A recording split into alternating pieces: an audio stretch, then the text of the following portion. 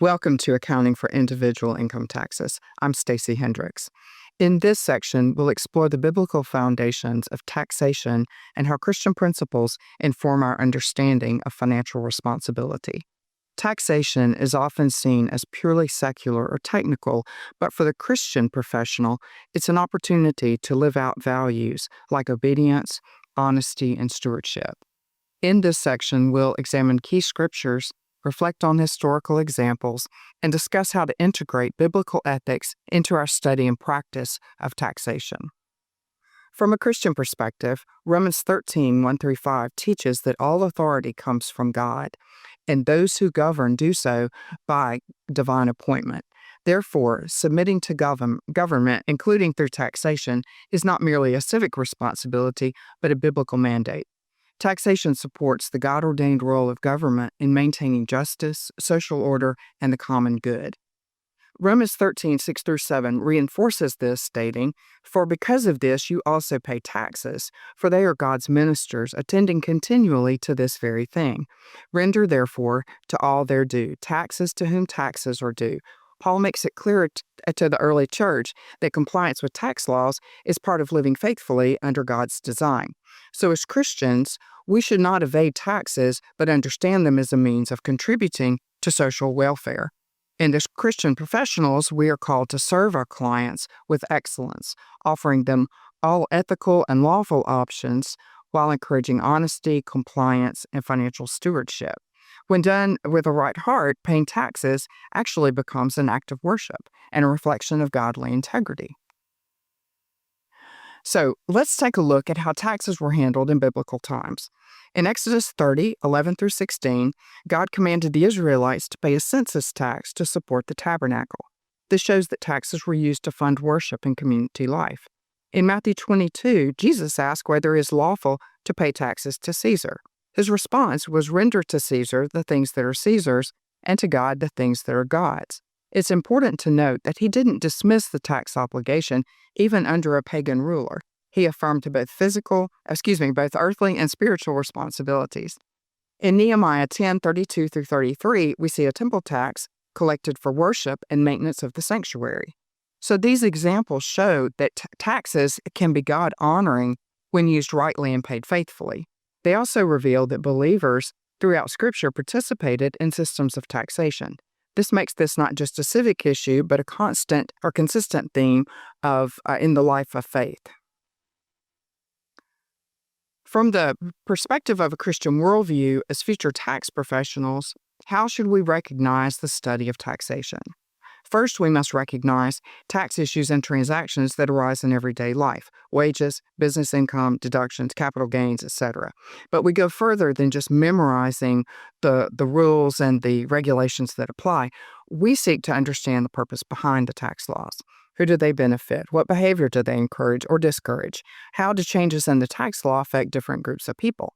A Christ follower who is working as an accounting professional is called to seek wisdom, not just knowledge.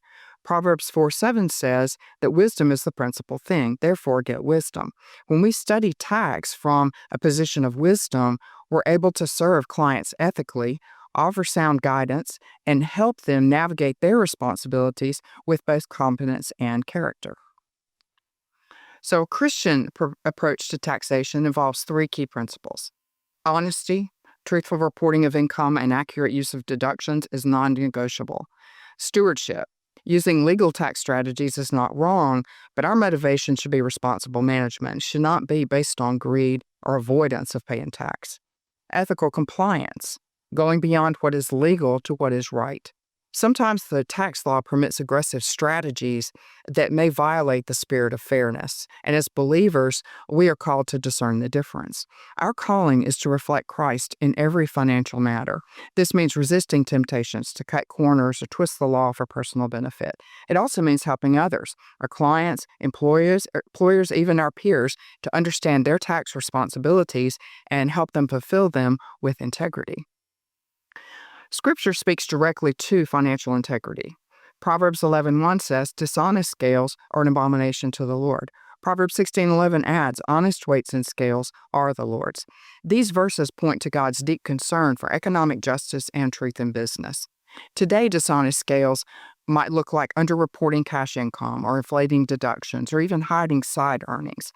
Even if everyone does it, Scripture is clear that God delights in truth and dishonors deceit. So, as Christ followers, whether we're tax preparers or students, we must commit to complete honesty in how we prepare tax returns and advise others.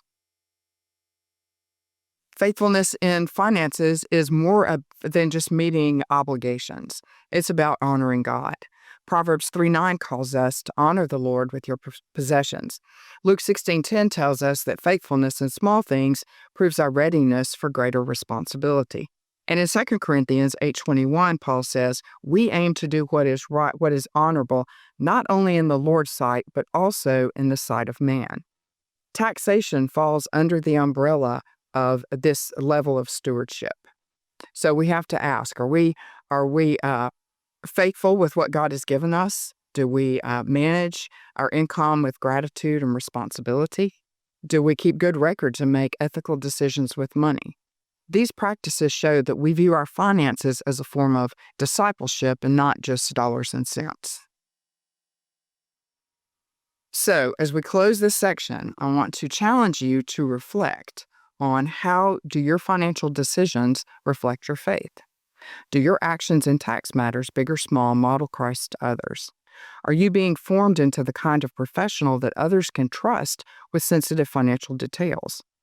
Remember that a Christian witness is not limited to church services or mission trips. It includes how we approach money, taxes, and authority. As Christ followers called into the field of accounting, we have a sacred opportunity to bring integrity and godliness into a profession that desperately needs both.